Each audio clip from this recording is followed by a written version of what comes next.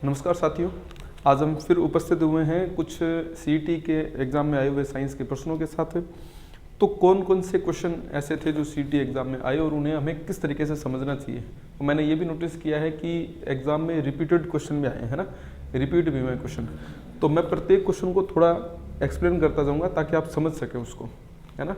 और सीईटी के एग्ज़ाम ने जो है हमें ये बता दिया है कि हमें किताबों को पढ़ना पड़ेगा, राइट है ना, क्योंकि अच्छे क्वेश्चन थे, अच्छे मतलब लेवल के क्वेश्चन थे जिनको पढ़ने की आवश्यकता थी।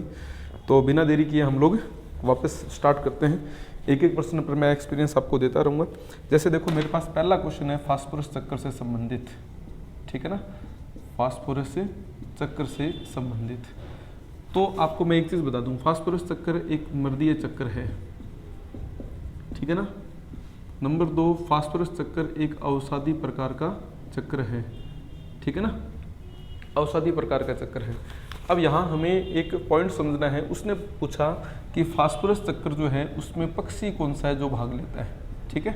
तो इसमें सबसे पहला फैक्ट समझने वाला ये है कि फास्फोरस चक्कर अवसादी चट्टानों से स्टार्ट होने वाले चक्कर है। जब बारिश होती है तो चट्टानें जो है अपघटित होती हैं और उनका फास्फोरस जो है वो जल के साथ घुलनशील होकर जो है वो जल धारा के साथ मतलब प्रवाहित होता रहता है और वो अंततः प्रवाहित होकर कहाँ जाता है, समुद्रों के अंदर जाता है या फिर हमारे खेतों के अंदर मृदा के रूप में व्यवस्थित हो जाता है। जब हमारे खेतों में आता है तो फसलें उस फास्फोरस को यूज़ करती हैं और एक साइकिल का निर्माण हो जाता है।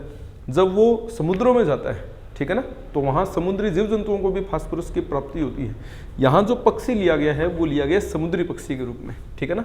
तो आप यहाँ पर एक थोड़ा याद रखेंगे, समुद्री पक्षी, राइट। समुद्री पक्षी जो होते हैं वही फास्फोरस चक्कर में भाग लेते हैं, ठीक है ना। ये पॉइंट अपने को याद रखना पड़ेगा। अब समुद्री पक्षियों में ऐसा कौन सा पक्षी है, अब समुद्री पक्षी का यहाँ लेना देना क्या है ना। तो समुद्री पक्षी वे पक्षी जो समुद्र के जलीय जीव जंतुओं को खाने का काम करते हैं, जैसे समुद्र की मछलियाँ खा जाते हैं, समुद्र के केकड़े खा जाते हैं, समुद्र के झींगा जो होते हैं उनको खा जाते हैं, इस प्रकार के, ठीक है ना। तो समुद्री पक्षी यहाँ जो आपके ऑप्शन दिए हुए, कबूतर समुद्री तटवर्ती जो है पक्षी नहीं है। हमिंग बर्ड ये लंबी चोंच वाला पक्षी है ना, ये मतलब समुद्री पक्षी नहीं है। किंगफिशर भी समुद्री पक्षी नहीं है। गुआनो एक ऐसा पक्षी है जो समुद्रों के अंदर देखा जाता है, यानी कि समुद्री तटवर्ती क्षेत्रों में देखा जाता है और वहाँ समुद्री जंतुओं को खाने का काम करता है। समुद्री जंतुओं के अंदर जो पानी, आपको पता है समुद्र के अंदर पानी कहाँ से आएगा, नदियों से, है ना। नदियाँ कहाँ से निकलती है, पहाड़ों के किसी क्षेत्र से। पहाड़ों में चट्टानें होती है, चट्टानों में कौन है, फास्फोरस की चट्टानें हैं, अवसादी चट्टानें हैं, वो घुल घुल कर समुद्रों में जाएंगी और वहाँ जाएंगी तो वहाँ के जंतु उस फास्फोरस का इस्तेमाल करेंगे, राइट। तो इस तरीके से हम लोगों ने यहाँ पर जज करना था। और यहाँ पर जो हमारे पास एग्जाम्पल आता होता है गुआनो, ठीक है ना। तो ये अच्छा क्वेश्चन था, मतलब एक बढ़िया क्वेश्चन था। तो पहला क्वेश्चन आपको ये मेंटेन करना है। नंबर 2, अब मैं आप लोगों को यहाँ ये बता रहा हूँ कि आप ये चीज़ें भी याद रखें, फास्फोरस चक्कर मर्दीय चक्र है, अवसादी प्रकार का चक्कर है। अगर आप इस बात को ध्यान रखेंगे ना तो आप याद रखें एलडीसी का 2016 का एग्ज़ाम और 2018 का एग्ज़ाम, 2 एग्ज़ाम ऐसे थे जिनमें इन प्रश्नों को रिपीट करके पूछा गया था, ठीक है ना। और देखो उसी फास्फोरस चक्कर से प्रश्न निकालकर सीईटी के पेपर में आज हमारे सामने फिर से पूछ लिया गया है, ठीक है ना। तो थोड़ा ध्यान देने लायक पॉइंट है कि एग्जामिनर की सोच तो वही है लेकिन वो उसमें से अलग अलग फैक्ट ढूंढ ढूंढ के आपसे पूछ रहे हैं। अब अगला क्वेश्चन देखिए, नंबर 2, ये प्रश्न पूछ रहा है आरएच प्रतिजन जो है वो किसकी सतह पर पाया जाता है, ठीक है ना, आरएच एंटीजन। तो मैं आपको बता दूं जितने भी एंटीजन होते हैं, ठीक है ना, ये याद रखें आप, जितने भी एंटीजन हैं यानी कि प्रतिजन जो होते हैं वो किस पर पाए जाते हैं, तो याद रखो आरबीसी की झिल्लियों पर पाए जाते हैं, ठीक है ना, आरबीसी की झिल्लियों पर पाए जाते हैं। ये मैं हमेशा जब भी ब्लड ग्रुप टॉपिक करवाता हूँ तो मैं हमेशा बताता हूँ कि एंटीजन आरबीसी की झिल्लियों पर पाए जाते हैं, राइट। तो आरबीसी को अपने बोलते हैं इरिथ्रोसाइट, ठीक है ना, इरिथ्रोसाइट आरबीसी की झिल्लियों पर पाए जाते हैं। इरिथ्रो मतलब लाल और साइट का मतलब होता है कोशिका, तो लाल रंग की कोशिका यानी कि आरबीसी, उसकी झिल्लियों पर एंटीजन्स पाए जाते हैं। तो जब एंटीबॉडी एंटीजन को नष्ट करती है तो प्रभाव भी किस पर पड़ता है, आरबीसी पर ही प्रभाव पड़ता है। अब देखो इससे पिछला जो पेपर था सीईटी का शिफ्ट फर्स्ट जो था उसमें क्या पूछा गया था अपने से उसमें पूछा गया था कि भाई आरबीसी डब्ल्यूबीसी इनमें से कम कौन है ना, तो हमने उसमें पढ़ा था 600:1 और इस हिसाब से डब्ल्यूबीसी कम थी। अब उसने पूछा एंटीजन किस पर पाया जाता है, तो आरबीसी है ना। तो इस तरीके का क्वेश्चन हमारे सामने आया। अब एक क्वेश्चन मैं आपको और बता रहा हूँ, गोल्डन राइस, ठीक है ना, गोल्डन राइस यानी कि सुनहरा चावल। तो यहाँ आपको ज़्यादा ध्यान देने की आवश्यकता है, ठीक है ना। क्यों आवश्यकता है, देखो गोल्डन राइस विटामिन ए का प्रसिद्ध स्रोत है। प्रकृति में विटामिन ए का सर्वोत्तम स्रोत अगर मैं कहूँ तो अतिशयोक्ति नहीं होगी, ठीक है ना, गोल्डन राइस जो है। अब ये क्वेश्चन अब अपने सोचें कि पहली बार है, ऐसा नहीं है। इस प्रश्न को सबसे पहले 2015 के फर्स्ट ग्रेड एग्जाम में पूछा गया, ठीक है ना। 15-16 का जो आरएस का प्री एग्जाम हुआ था 16 में, है ना, तो उस एग्जाम में इस क्वेश्चन को पूछा गया। फिर देखिए 2019 महिला पर्यवेक्षक, ठीक है ना, इस एग्जाम में इस क्वेश्चन को पूछा गया, राइट, महिला पर्यवेक्षक 2019 एग्जाम याद रखना है ना।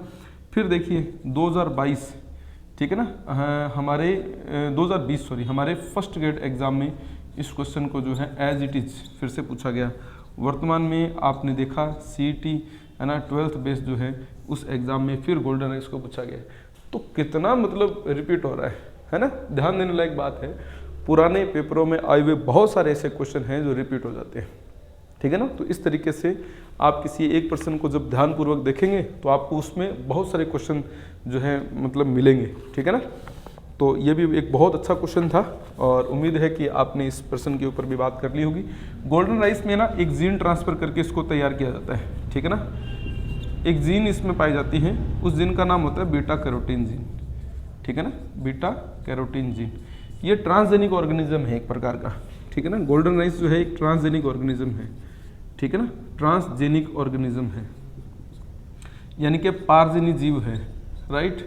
और ये रिकॉम्बिनेंट डीएनए टेक्नोलॉजी के माध्यम से तैयार किया गया एक प्रकार का जीएमओ है, ठीक है ना। आप ये समझ लो ये क्लास ही एक प्रकार से, आंसर के साथ मैं क्लास ही दे रहा हूँ आप लोगों को, है ना। जीएमओ का पूरा नाम होता है देखो genetically right, M for modified, O for organism, genetically modified organism. आप याद रखें इस प्रश्न को 2018 के एलडीसी एग्जाम में पूछा गया था, जीएमओ का पूरा नाम बताइए। तो ये भी बहुत अच्छा एक पॉइंट है और बड़ा प्रसिद्ध हो रखा है। और यहीं से अगर अपने बात करेंगे ना जेनेटिकली मॉडिफाइड से, इसमें से भी एक प्रश्न इस पेपर में है तो हम उस पर बात करेंगे, तो मैं फिर से इसके बारे में जानकारी आपको दे दूंगा। फिर आप देखिए मेरे पास 4 नंबर क्वेश्चन एक और है, वो है दालचीनी, ठीक है ना। अब इसमें इसने कुछ नहीं पूछा, अपने रसोई घर का प्रश्न है, ठीक है ना। और उम्मीद है कि लड़कियों ने तो सही किया ही होगा, लेकिन मेरे पास जो प्रिंट है पेपर का उसमें जिस बच्चे ने इस कई बार होता है ना जैसे पेपर बच्चा भेज देता है डिजिटल, है ना, तो उसमें जो क्वेश्चन है ना उसमें उसने फूल कर रखा है। वास्तव में जो दालचीनी होती है ना उसका उपयोगी भाग है उसकी छाल। आपने नोटिस किया होगा अपने विवाह शादी में जब भी कोई कार्यक्रम होता है तो उसमें दालचीनी की छाल डाली जाती है ना। कोई चावल बनाने हो, कोई सब्जियां बनानी हो तो दालचीनी की छाल जो होती है उसका तड़का जो है वो लगाया जाता है, ठीक है ना। तो दालचीनी तो छाल होती है, बिल्कुल सिंपल बात है, अपने रसोई का क्वेश्चन है ये तो, है ना, कोई टेंशन वाली बात नहीं है। अब 5 नंबर क्वेश्चन मैं आपके सामने एक और लिख रहा हूँ, मैं सिर्फ नाम लिख रहा हूँ क्वेश्चन के अंदर, जो मेजर टारगेट है वो वाला। अब यहाँ देखो आर्थराइटिस, मैं आपको सीधा सीधा बता देता हूँ, आर्थराइटिस का मतलब होता है जोड़ों का दर्द। आर्थराइटिस का मतलब क्या होता है, जोड़ों का दर्द, ठीक है ना। इसने पूछा आर्थराइटिस किस प्रकार का रोग है, तो देखो मैं आपको सीधा सीधा बताता हूँ, आर्थराइटिस संक्रामक रोग नहीं है, ठीक है ना, संक्रामक रोग नहीं है, ठीक है। तो यह कैसा है, एक असंक्रामक रोग है। सबसे पहली बात तो अपने को ये याद रखना है कि संक्रामक रोग नहीं है, संक्रामक है। अच्छा, इतना पता चलने पर हमें पता चल गया जीवाणुविक और कवकीय है, ऐसा तो नहीं हो सकता, क्योंकि जीवाणु से होता तो संक्रामक हम बोल देते, कवक से होता तो भी हम संक्रामक बोल देते। और एक इसमें क्या दे रखा है इसने, मतलब अति संवेदी। अति संवेदी यानी कि मैं इसको एलर्जी से संबंधित मानूंगा, प्रतिरूपता, ठीक है ना। तो यहाँ कोई ऐसा नहीं है कि आर्थराइटिस जो है वो संवेदी मतलब एक डिजीज है, यानी कि सेंसिटिव डिजीज है, हाइपर सेंसिटिव मतलब इसको मैं बोल रहा हूँ यहाँ, तो ऐसा नहीं है, आर्थराइटिस में ऐसा नहीं होता। जोड़ों का दर्द है, संवेदी कैसे होगा ना, एलर्जेटिक टाइप का तो हो नहीं सकता। तो ये स्वयं प्रतिरक्षित रोग है, यानी कि बॉडी में अपने आप ही बन जाता है। हमारे बॉडी में जब अम्लों का जमाव होता है तब अर्थराइटिस देखने को मिलता है ना। तो अम्लों का जमाव, ठीक है ना, उस वजह से ये रोग होता है। तो मैं इसे स्व प्रतिरक्षित रोग यहाँ पर जो है मानूंगा, ठीक है ना। तो इस तरीके से अपने इसको पढ़ सकते हैं। नंबर 6, अब एक प्रश्न मेरे पास और है, बहुत अच्छा क्वेश्चन है। इसने पूछा है जलीय इकोसिस्टम। अब सबसे पहले आप एक चीज़ नोटिस करें, जलीय इकोसिस्टम शिफ्ट फर्स्ट में भी पूछा था, है ना, कि उसका आधारीय जीव क्या है, पादप प्लवक, हमने उसमें आंसर डाला था। यहाँ पूछ रहा है कि जलीय पारितंत्र में उत्पादकता का सीमाकारी कारक बताइए, ठीक है ना। इकोसिस्टम में उत्पादकता, ठीक है, उत्पादकता का सीमाकारी कारक है, सीमाकारी कारक है। अब यहाँ सबसे पहले तो आप एक चीज याद रखो, सीमाकारी कारक यानी कि लिमिटिंग फैक्टर थ्योरी, सीमाकारी कारक सिद्धांत दिया था ब्लैकमैन ने, ठीक है ना। ब्लैकमैन नाम का एक साइंटिस्ट था जिसने सीमाकारी कारक का सिद्धांत दिया था। हमारे 2017 के सेकंड ग्रेड के साइंस के एग्जाम में इस क्वेश्चन को पूछा गया है, ठीक है ना। सीमाकारी कारक जो है वो जनरल साइंस का क्वेश्चन नहीं है, ये हमारे थोड़ा सा एडवांस क्वेश्चन है। यहाँ सीमाकारी कारक शब्द से मैं सबसे पहले बता देता हूँ, लिमिटिंग फैक्टर थ्योरी, सीमाकारी कारक का मतलब क्या है। ब्लैकमैन ने ये बताया था कि जब भी कोई जैव रासायनिक अभिक्रिया होती है, ठीक है ना, तो उस जैव रासायनिक अभिक्रिया में जो कारक सबसे कम मात्रा में इस्तेमाल होता है या जो कारक सबसे कम मात्रा में उपस्थित होता है, ठीक है ना, वो सीमाकारी कारक होता है। जब उसकी उपस्थिति नहीं होती तो जैव रासायनिक अभिक्रिया बंद हो जाती है, यानी कि उस पर उसका विपरीत प्रभाव पड़ता है। और जैसे ही सीमाकारी कारक यानी कि जो सबसे कम कारक था, जो अनुपस्थित था, जिस वजह से जैव रासायनिक अभिक्रिया संपन्न नहीं हो पा रही थी, जैसे ही वो कारक उपलब्ध होगा तो फिर कोई अन्य जो कम मात्रा में होगा वो सीमाकारी कारक बन जाएगा, राइट। ये ब्लैकमैन की एक थ्योरी है। तो इसमें अगर हम चर्चा करें, सबसे कम मात्रा में हो जिसका सीधा प्रभाव पड़ता हो। जलीय इकोसिस्टम का मतलब तालाब, सरोवर, झील इकोसिस्टम हो रहा है ना, या फिर समुद्र का कोई एक छोटा सा पार्ट बना सकते हैं हमने, उस इकोसिस्टम का एक पार्ट है। आप एक चीज सोच के देखिए, मैं ये कह रहा हूँ सीमाकारी कारक वो होता है जो कम मात्रा में हो, समझ रहे हो ना, और जिसकी अनुपस्थिति से अभिक्रिया पर विपरीत प्रभाव पड़ता है, जैव रासायनिक प्रक्रम जो है वो बंद हो जाता है। तो क्या जल सीमाकारी कारक हो सकता है? जलीय इकोसिस्टम में तो जल की आपूर्ति भयंकर तरीके से होती है, खूब पानी होता है, तो उसमें तो सीमाकारी कारक जल कभी हो ही नहीं सकता, है ना। जब जल ही नहीं होगा तो फिर हम उसको जलीय इकोसिस्टम कैसे बोलेंगे, तो ये तो सिरे से खारिज हो जाता है। नंबर 2, वायु, है ना। अब जल के अंदर जो जीव होते हैं उनके लिए बाहर की वायु जरूरी नहीं है, तो सीमाकारी कारक कैसे होगी, राइट, है ना। ऑक्सीजन की जरूरत है और ऑक्सीजन वो जल में घुली हुई ऑक्सीजन का इस्तेमाल कर लेते हैं, ठीक है ना। फिर मृदा, ठीक है ना। अब जलीय जो जीव हैं, जलीय इकोसिस्टम में जो जलीय पादप हैं, उनके लिए मृदा का कहाँ आवश्यकता है, शैवालों को मृदा की क्या जरूरत है भाई, तो ऐसा भी नहीं है। तो अब जो पार्ट बनता है ना, वो बनता है प्रकाश। मैं ये कहूँगा कि जब जलीय इकोसिस्टम में प्रकाश की मात्रा, है ना, जब जल के अंदर प्रकाश प्रवेश करता है तो उसकी कम मात्रा पौधों तक पहुंच पाती है, ठीक है ना, लेकिन पहुंचती तो है ना। और उत्पादकता का यहाँ पर जो संबंध है ना, तो आप ये याद रखें, उत्पादक का अर्थ होता है पादप, ठीक है ना। अच्छा, जलीय जीवों में जो पादप होंगे वो कौन होंगे? शैवाल। शैवालें जो पादप हैं, ठीक है ना, वो अपना भोजन किस विधि से बनाती है? प्रकाश से संश्लेषण, ठीक है ना। क्योंकि यहाँ हम लोग है ना सीधा प्लांट के ऊपर बात नहीं कर पाएंगे सीधा, क्योंकि जलीय जो जीव है उनमें जो आधार है प्रोडक्टिविटी का वो तो शैवालें होती है ना। पेड़ पौधे सीधे तो नहीं देखे जाएंगे, उनमें शैवालें होंगी, है ना।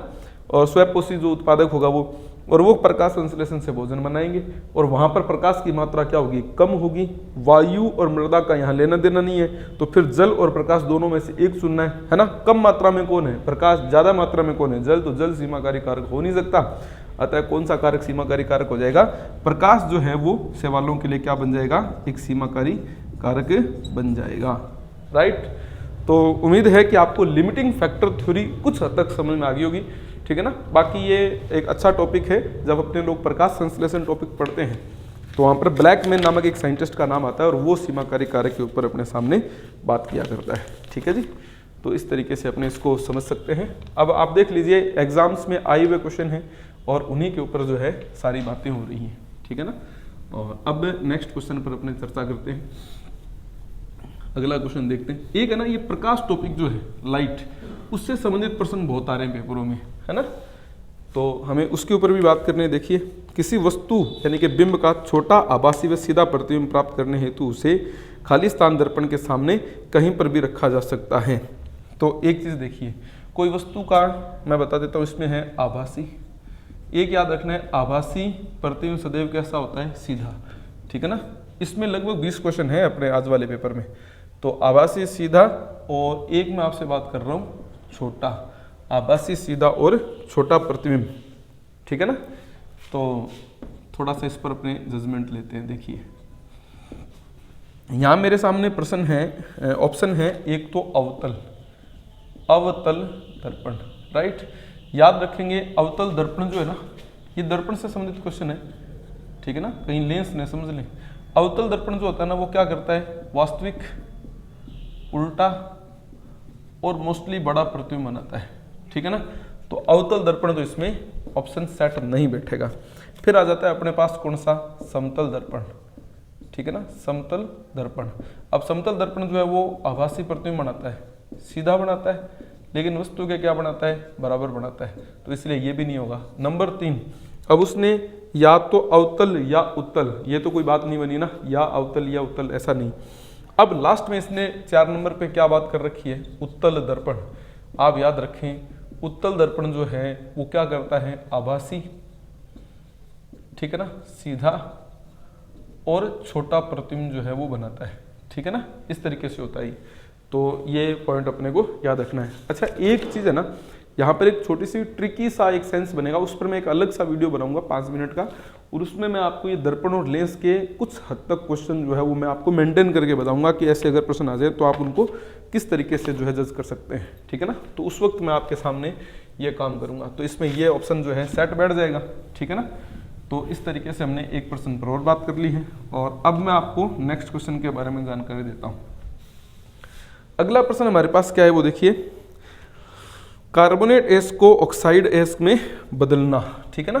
तो यहाँ मैं 8 नंबर क्वेश्चन की बात कर रहा हूँ। यहाँ मेरे पास है कार्बोनेट अयस्क, ठीक है ना, कार्बोनेट अयस्क, राइट, और ये किस में रूपांतरित हो रहे हैं, ऑक्साइड एस्क में, ठीक है ना, कार्बोनेट एस्क, और आगे आगे अपने पास है ऑक्साइड एस्क। तो यहाँ ये पूछ रहा है कि कौन सी विधि है ये, ठीक है ना। तो यहाँ मैं आपको एक फैक्ट बता देता हूँ, ठीक है ना। एक तो है भर्जन, राइट, याद रखें भर्जन विधि एक ऐसी विधि है जो सल्फाइड को किस में कन्वर्ट करती है, ऑक्साइड में, ठीक है ना।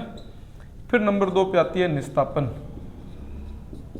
निस्तापन विधि में आप याद रखो कि ये कार्बोनेट जो होता है ना, उसको किस में कन्वर्ट करती है, ऑक्साइड में, राइट, ऑक्साइड में। फिर आती है अपने पास अपचयन विधि, ठीक है ना। अपचयन विधि एक ऐसी विधि है जो ऑक्साइड एस्क जो होते हैं, ऑक्साइड से धातु की प्राप्ति करवाती है, ठीक है ना।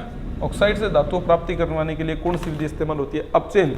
हमारे पास क्या है, कार्बोनेट एस से क्या बनाना है, ऑक्साइड, तो कार्बोनेट से ऑक्साइड बनाने में कौन सी विधि आ जाएगी, निस्तापन विधि आ जाएगी। निस्तापन विधि एक ऐसी विधि है जिसमें बंद पात्र में कम ऑक्सीजन की उपस्थिति में कार्बोनेट एस्कों को ऑक्साइड में बदला जाता है। यहाँ पर पात्र कैसा रखते हैं, बंद पात्र, ठीक है ना, और ऑक्सीजन की अनुपस्थिति या सीमित उपस्थिति में कार्बोनेट एस्कों को क्या किया जाता है, गर्म किया जाता है। तो ये एक अच्छा क्वेश्चन है, ठीक है ना, इस तरीके से भी अपने मेंटेन कर सकते हैं। और मैं आपको एक बात और बता दूं साथ ही साथ वीडियो के चलते चलते, अगर आप ये प्रश्न जो आपको लग रहा है कि यार ये टफ ऐसा कुछ नहीं, अगर आपके पास, मैं आपको ईमानदारी से बता रहा हूँ, अगर आपके पास मेरे द्वारा लिखी गई साइंस की पुस्तक है तो आपके इस तरीके के अगर एग्जाम में क्वेश्चन आते हैं तो आपके, मैं बता सकता हूँ आराम से कम 80 से 90% प्रश्न आपके सही हो सकते हैं, और हूबहू लाइनें बनेंगी उसमें, ठीक है ना। जो हमने किताब के अंदर जो मैंने लिखा है ना, वो लाइनें की लाइनें यहाँ पर क्वेश्चन के रूप में आई है।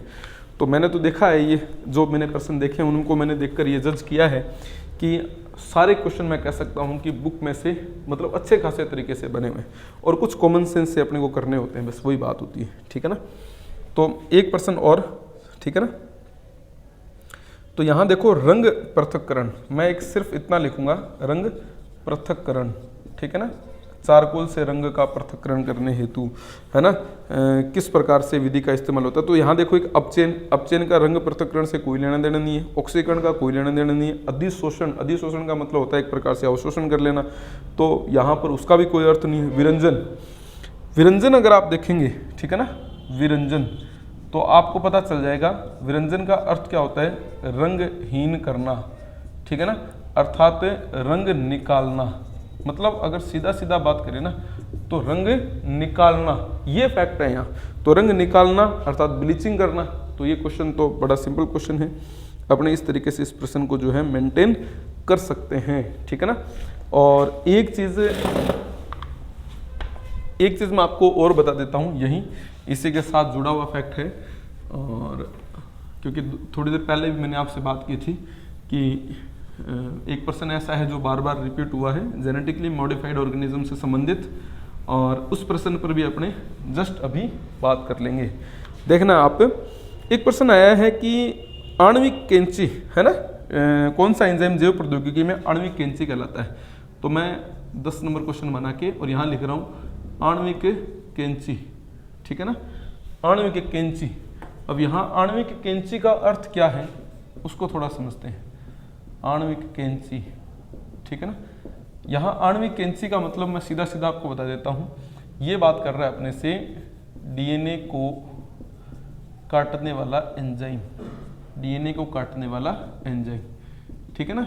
तो डीएनए को काटने वाला जो एंजाइम होता है वो होता है restriction endo nucleus enzyme, restriction endo nucleus enzyme, right, restriction endo nucleus enzyme.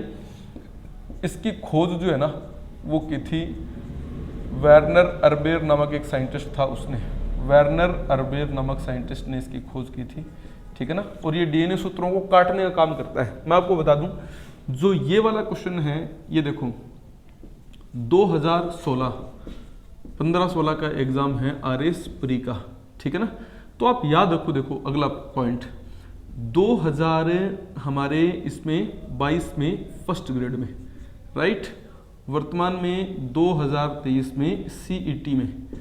तो ये क्वेश्चन में देख लो लगभग कितनी बार आ चुका है, 3 बार ये क्वेश्चन आ रखा है। आणविक कैंची किसे कहते हैं ना, आरएस के पेपर में हमारे बन चुका है, 22 के फर्स्ट ग्रेड में बन चुका है, और अब 23 के सीईटी में प्रश्न बन चुका है। तो 3 बार ये क्वेश्चन आ रखा है, और इसके अलावा भी कई भर्ती परीक्षा में आ रखा है, लेकिन ये थोड़ी ज़्यादा जो प्रसिद्ध वैकेंसी हैं उनमें ये क्वेश्चन बना हुआ है। तो उम्मीद है कि आप इस पॉइंट को भी समझ गए होंगे, ऐसी बातें याद रखने लायक होती हैं। और यहाँ एक चीज़ और देखो, इसने ये भी लिखा रखा है डीएनए लाइगेज। मैं आपको एक चीज़ और बता देता हूँ, डीएनए लाइगेज, यहाँ आपको सिर्फ इतना याद रखना है, लाइगेज एंजाइम क्या करता है, सूत्रों को जोड़ता है, ठीक है ना, कटे हुए डीएनए खंडों को जोड़ता है, ठीक है। तो मैं इसमें लिखूंगा डीएनए सूत्रों को जोड़ता है, लाइगेज एंजाइम जो है, ठीक है ना, जोड़ता है। अच्छा एक चीज़ देखिए, कैंची का काम क्या है, काटना है ना, लेकिन सुई का काम क्या है, जोड़ देना। तो मैं इसको क्या बोलूँगा, अगर रेस्ट्रिक्शन एंडोन्यूक्लियस को आणविक कैंची कहते हैं तो इसको क्या बोलेंगे, आणविक सीवनकार, यानी कि सीने वाला, है ना, सीलने वाला मतलब जोड़ने वाला, ठीक है। बाकी इसमें लिख रखा है पॉलीमरेज यानी कि पॉलीमर अर्थात बहुलक बनाने वाला, हाइड्रोलेज है ना, जल अपघटन करने वाला। तो ऐसा इसमें कोई दूसरा एंजाइम है नहीं, तो हम इस तरीके से इस बात को जो है मेंटेन कर पाएंगे, ठीक है ना। अब एक बहुत ही मज़ेदार फैक्ट जो है मैं आपको बता रहा हूँ, और यहाँ मैं ये कह सकता हूँ कि एग्जामिनर ने मतलब बहुत ही बढ़िया लेवल का क्वेश्चन जो है आपके लिए चुना है, और ये क्वेश्चन है 11वीं कक्षा का, ठीक है ना।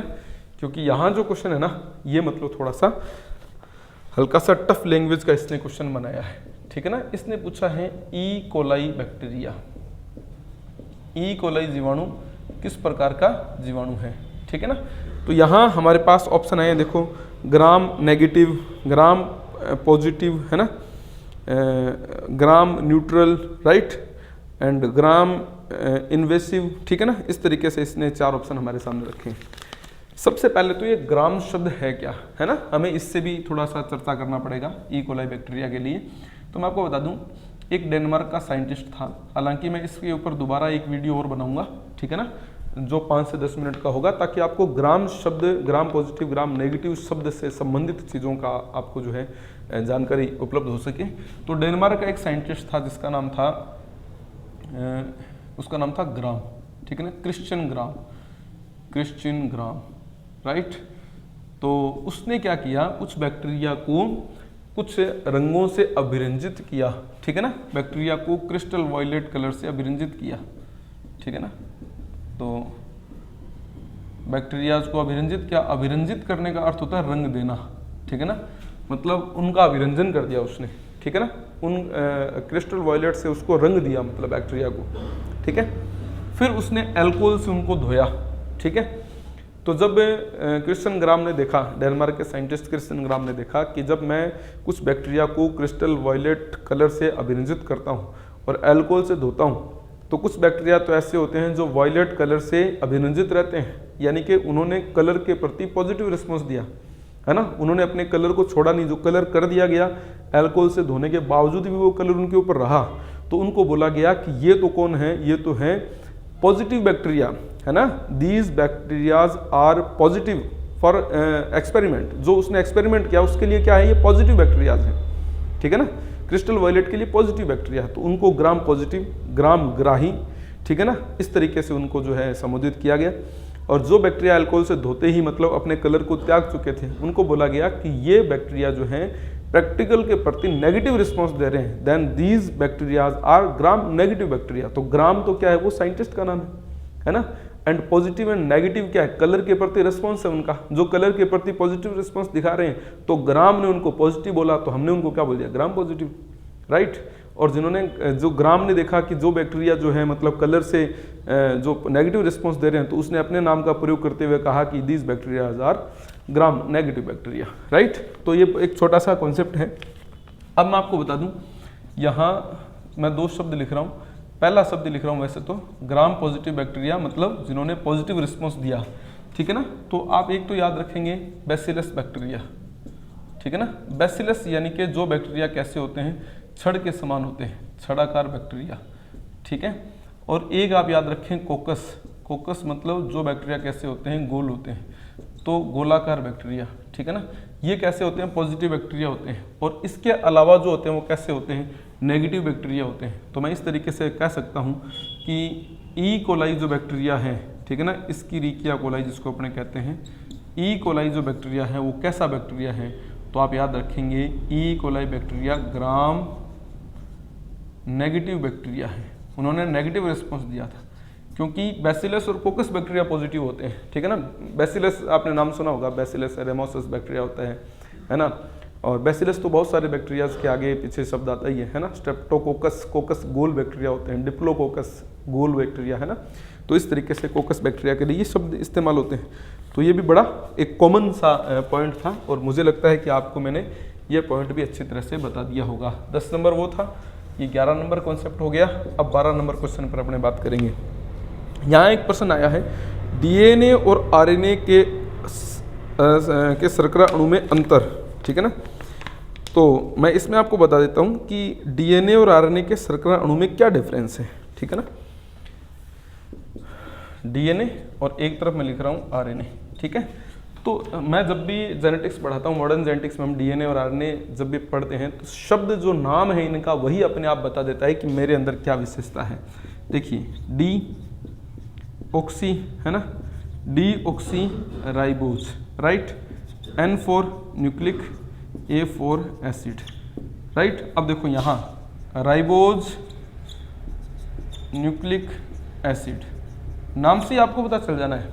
देखिए राइबोज, जिसके पीछे ओज लग जाए वो शर्करा होती है, ठीक है ना। तो यहाँ इसने बोला राइबोज न्यूक्लिक एसिड, यानी कि ऐसा न्यूक्लिक एसिड जिसमें राइबोज शुगर है। ये क्या कह रहा है कि डी ऑक्सी राइबोज, मतलब है तो राइबोज, लेकिन ऐसी राइबोज है जिसमें डी ऑक्सी मतलब ऑक्सीजन कम है। इतनी सी बात अपने को याद रखनी है, ऑक्सीजन कम है, राइबोज कंप्लीट है। और ये जो राइबोज और ये जो भी शुगर होती है ना, ये होती है पेंटोज। पेंटोज का मतलब होता है कार्बन की संख्या कितनी है, 5। कार्बन कितने हैं, 5। हाइड्रोजन अनुपात के हिसाब से 10 होते हैं, और ऑक्सीजन कितनी होती है, 5। 1:2:1 का इनका रेशियो रहता है। तो जब अपने कार्बोहाइड्रेट नामक टॉपिक पढ़ते हैं तो ये रेशियो क्लियर हो जाता है। तो मैं इस पर भी एक वीडियो बनाने का प्रयास करूंगा, ताकि मैं आपको कार्बोहाइड्रेट क्या है उसके बारे में जानकारी दे सकूं। तो आप यहाँ एक चीज़ देखिए, पेंटोज शब्द आ गया, पेंटोज में कार्बन 5, हाइड्रोजन 10 और ऑक्सीजन 5, कंप्लीट है। तो इसमें तो कोई ऑक्सीजन कम ज़्यादा वाला नहीं है ना। इनका अनुपात देखो, 1:2:1 वाला फिट बैठ रहा है एकदम, कोई टेंशन नहीं।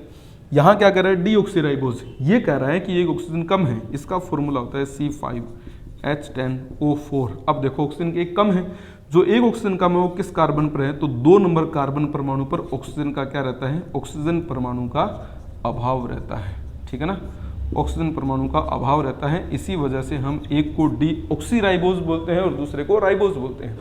डीऑक्सीराइबोज मतलब ऐसा राइबोज जिसमें एक ऑक्सीजन कम है, राइबोज मतलब कंप्लीट है, कोई कमी नहीं है, राइट।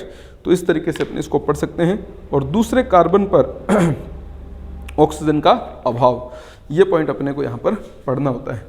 तो इस तरीके से भी अपने इसको मेंटेन कर पाएंगे और उम्मीद है कि जो मैं आपको बता पा रहा हूँ आप अच्छी तरह से उसको समझ पा रहे होंगे।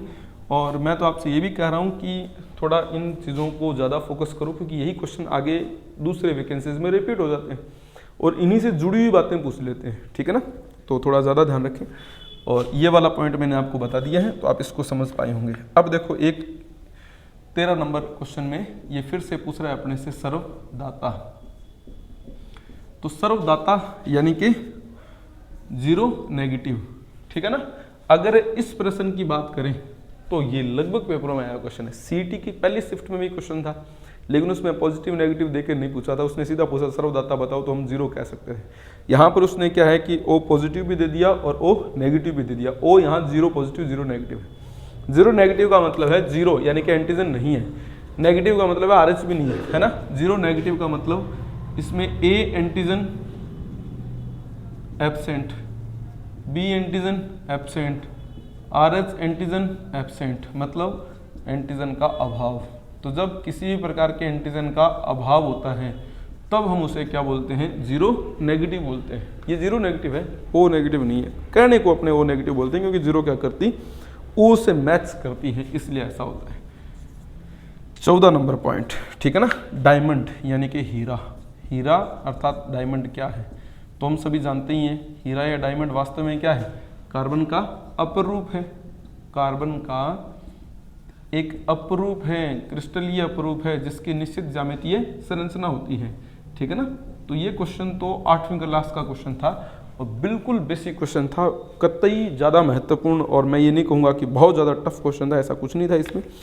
तो एक ये भी आपने याद रखना है। अब 15 नंबर क्वेश्चन, यहाँ एक क्वेश्चन है, देखिए मैं आपको बता देता हूँ। Barium chloride BaCl2 plus sodium sulphate Na2SO4, है ना, एंड जब दोनों रिएक्ट करते हैं then product is NaCl 2NaCl plus BaSO4, ठीक है ना। यहाँ ये केमिकल इक्वेशन दे रखी है, तो ये कह रहा है कि किस प्रकार की अभिक्रिया है। मैं आपको एक फैक्ट बता दूं, ये तीर का निशान नीचे की तरफ है, इसका मतलब होता है कि एक ऐसा मतलब प्रोडक्ट प्राप्त होना जो एक एविले परत के रूप में है, जिसको अपने बोलते हैं अवक्षेप। तो बेरियम सल्फेट यहाँ अवक्षेप के रूप में है। एक सिंपल सी बात देखो, ये फॉर्मूला कंप्लीट है, ये फॉर्मूला कंप्लीट है। जब दोनों फॉर्मूले कंप्लीट होंगे, है ना, तो इनमें क्या होगा, आयनों का आदान प्रदान होगा, ठीक है ना। तो इस अभिक्रिया में चूंकि आयनों का आदान प्रदान हुआ है, आयनों का आदान प्रदान हुआ है, तो जब इस प्रकार से आयनों का आदान प्रदान होता है ना, देखिए बेरियम है, उसके साथ क्लोरीन जुड़ा हुआ है, अब कौन है, सल्फेट है। सोडियम के साथ सल्फेट जुड़ा हुआ है, अब कौन है, क्लोरीन है, ठीक है ना। तो आयन क्या हो गए, एक्सचेंज हो गए, ठीक है ना। आप देखेंगे ना तो आयन एक्सचेंज हुए हैं इसमें, और कुछ नहीं हुआ, है ना। जैसे अगर आप यहाँ देखेंगे सोडियम जो है वो चला गया किसके साथ, क्लोरीन चला गया सोडियम के साथ, और सल्फेट जो है वो चला गया किसके साथ है, बेरियम के साथ। तो इसका मतलब आयन क्या हो गया, एक्सचेंज हो गए। तो हम इसको क्या बोलेंगे, डबल डिस्प्लेसमेंट, द्विविस्थापन अभिक्रिया। और अब सुनो एक इंटरेस्टिंग बात, है ना। 2020 फर्स्ट ग्रेड एग्जाम, हमारे फर्स्ट ग्रेड एग्जाम में क्वेश्चन था। 2023 ये अपनी सीटी का आज वाला पेपर आ गया। तो अब इसमें मुझे 2 मौके मिल चुके हैं कि मैं 2 एग्जाम बोल पाऊंगा, ठीक है ना। डबल डिस्प्लेसमेंट का एक ही एग्जाम्पल है, ये 10वीं क्लास की बुक में है, मेरी बुक में भी है, सेम टू सेम मैंने लिखा है, डबल डिस्प्लेसमेंट का एकमात्र उदाहरण दिया है और ये रिपीट हो गया, देखो, है ना। और जीरो नेगेटिव वाला अब बार बार आ ही रहा है, आरएस के पेपर में बहुत बार आ रखा है ना। आरएस के पेपर में तो कम से कम 2 से 3 बार ये प्रश्न आ रखा है, ठीक है ना। तो रिपीट पे रिपीट चल रहा है जीरो नेगेटिव वाला, हम लोग आराम से उसको बता सकते हैं, कहीं पर भी इसमें तनाव लेने की ज़रूरत नहीं है। तो हम मतलब इसको बेस्ट लेवल पर जो है आराम से इस चीज़ को जो है पढ़ पाएंगे, ठीक है ना। अब एक है ना, इसने वर्ण विक्षेपण का क्वेश्चन पूछा है अपने से, ठीक है ना। वर्ण विक्षेपण का क्वेश्चन पूछा है कि प्रिज्म द्वारा सफेद प्रकाश के विक्षेपण में प्रकाश का कौन सा रंग अधिकतम विचलित होता है, ठीक है ना। तो मैं यहाँ पर जो है 16 नंबर क्वेश्चन बना के और आपसे बात कर रहा हूँ वर्ण विक्षेपण के बारे में, ठीक है। तो आपको मैं सीधा सीधा बता देता हूँ, जब प्रिज्म के अंदर से, ठीक है ना, प्रिज्म के अंदर से श्वेत प्रकाश जब जाता है ना तो 7 रंगों का एक बैंड बनाता है जिसको अपने बोलते हैं विबग्योर। उम्मीद है कि आपको ये पता होगा, ठीक है ना। V फॉर वॉयलेट हम सभी जानते हैं, है ना। I for Indigo, right, Indigo, ठीक है ना, जिसको अपने जामुनी बोलते हैं। B for blue and G for green, yellow अच्छी तरह से पता है। ऑरेंज नारंगी रंग जिसे अपने बोलते हैं, रेड लाल रंग जिसको अपने बोलते हैं। अब ये जो है ना वॉयलेट का मतलब होता है बैंगनी। विचलन, विचलन का मतलब क्या है, देखो श्वेत प्रकाश तो ये है, वो सीधा जाना चाहिए था, लेकिन विचलन, अब ये देखिए ये जो नीचे झुकाव है ना इसी को क्या बोला गया है, विचलन बोला गया है। तो सबसे ज्यादा विचलन किस प्रकाश का हुआ है, बैंगनी प्रकाश का। सबसे कम विचलन किसका हुआ है, रेड प्रकाश का, ठीक है ना। सबसे कम विचलन, ठीक है ना, सबसे कम विचलन जो है वो किस प्रकाश का हुआ है, आप देखेंगे रेड प्रकाश का, है ना। और सबसे ज्यादा वेवलेंथ किसकी है, रेड प्रकाश की, और सबसे कम वेवलेंथ किसकी है, बैंगनी प्रकाश की। मीडिएटर कलर कौन सा है, तो आप क्या बताएंगे इसमें, पीला। मध्यमान रंग जो होता है ना वो पीले को बोलते हैं अपने, मध्यमान रंग जो है वो पीले को बोलते हैं। तो ये क्वेश्चन भी एक बेसिक क्वेश्चन था। वर्ण विक्षेपण जो है वो LDC के पेपर में परमानेंट क्वेश्चन है, ठीक है ना। परमानेंट क्वेश्चन है कि पेपर में आता ही आता है। तो इस प्रश्न को भी आप भली भांति तरीके से समझ पाएंगे, ठीक है ना। और एक क्वेश्चन आया अपने दृष्टि दोष से, ठीक है, दृष्टि दोष से संबंधित क्वेश्चन आया और ये बहुत ही अच्छा क्वेश्चन है। मैं आपको बता दूं, दृष्टि दोष वाला एक मैंने यूट्यूब पे वीडियो भी बनाया था एक छोटा सा, तो उसमें मैंने दृष्टि दोष को समझाने का प्रयास भी किया था बच्चों के लिए कि आप इस चीज़ को इस तरीके से समझ लीजिए, और कॉन्सेप्ट को मैंने बहुत अच्छे तरह से कवर भी किया था। मैं आज इसको दोबारा बता रहा हूँ, ठीक है ना। ये क्या कह रहा है, अपने क्वेश्चन सिर्फ सुनने वाला क्वेश्चन है, ठीक है ना। ये क्या कह रहा है, देखिए ये कह रहा है कि 14 वर्ष का विद्यार्थी श्याम पटल पर लिखे हुए प्रश्नों को 5 मीटर की दूरी से साफ नहीं पढ़ पाता है। तो 14 वर्ष का विद्यार्थी है, 14 वर्ष से तो यहाँ लेना देना है नहीं। अब वो कह रहा है कि 5 मीटर की दूरी से साफ नहीं पढ़ पाता श्याम पटल पर लिखे हुए मतलब प्रश्नों को। तो इसमें समझने वाला, अब देखो विद्यार्थी किस नेत्र दोष से पीड़ित है ना, कौन सा लेंस यूज होगा। तो सबसे पहले नेत्र दोष पता लगाना है अपने को। मैं इसमें सिर्फ इतना सा आपसे बात करूँगा कि 2 कंडीशन है मेरे पास, ठीक है ना। यदि निकट बिंदु, देखना ध्यान से ना, यदि निकट बिंदु 25 सेंटीमीटर से दूर स्थापित हो जाए तो इसे अपने बोलेंगे दूरदृष्टि दोष, राइट, दूरदृष्टि दोष। बड़ा सिंपल है ना। अब मैं क्या कर रहा हूं, यदि दूर बिंदु, है ना, ये रटा मारने वाली चीज नहीं है, सिर्फ सुनने वाली चीज है। यदि दूर बिंदु अनंत से, यदि दूर बिंदु अनंत से कुछ दूरी पर अर्थात नजदीक स्थापित हो जाए तो हम बोलेंगे दृष्टि क्या होगी, निकट होगी, तो निकट दृष्टि दोष, राइट है ना। अगर ये 2 बातें आपको समझ में आ रखी हैं, जैसे मैं मान लो मेरे पास ये पेपर है, क्वेश्चन बैंक में आपके लिए लेके आया था, मेरे पास मान लीजिए पेपर है ये। अगर मैं पेपर को पढ़ता हूँ ऐसे तो 25 सेंटीमीटर, राइट, तो 25 सेंटीमीटर से मैं आराम से पढ़ूंगा। लेकिन अगर मैं इसको यहाँ करके पढ़ पाऊँ, जैसे कई बार अपने होता है ना, अपने मोबाइल में कई लोगों को देखा होगा आपने, दूर करते हैं तब जाके दिखता है उनको, नज़दीक दिखाई नहीं देता। तो अगर मान लीजिए दूर करके मुझे देखना पड़े तो मेरी दृष्टि 25 सेंटीमीटर से क्या चलेगी, दूर, तो दृष्टि दूर होगी। नाम क्या बोला, दूरदृष्टि दोष। दूरदृष्टि दोष, ऐसा दोष जिसमें दृष्टि दूर चली जाए, लाइक दिस, राइट। अब देखो मैं अनंत तक देख पा रहा हूँ, ठीक है ना, लेकिन वो अनंत वाली चीज़ें मुझे दिखाई नहीं दे रही, वो जब नज़दीक आती है तो ही दिख पाती हैं। तो मेरी दृष्टि जो अनंत तक थी वो क्या हो चुकी है, निकट हो चुकी है। मैं क्या बोलूँगा, निकट दृष्टि दोष। निकट दृष्टि दोष, ऐसा दोष जिसमें दृष्टि दूर से निकट आ जाए, निकट दृष्टि दोष। तो श्याम पटल पर अगर कोई विद्यार्थी प्रश्नों को नहीं पढ़ पा रहा है तो इसका मतलब उसकी जो दूर बिंदु जो था वो कुछ दूरी पर आ चुका है, राइट, वो नज़दीक जाता है तो भी उसको दिख पाता है, वरना दिख नहीं पाता है। तो इसका मतलब ये क्या है, उसकी दृष्टि निकट हो चुकी है, तो वो निकट दृष्टि दोष से पीड़ित व्यक्ति है। और उसके लिए हम किस प्रकार के लेंस का उपयोग करेंगे, तो अवतल लेंस जो है इसका अपने इस्तेमाल करेंगे, राइट। तो मुझे उम्मीद है कि ये क्वेश्चन भी आपने अच्छे तरह से समझ लिया होगा, और ये बहुत अच्छा क्वेश्चन था, ठीक है ना।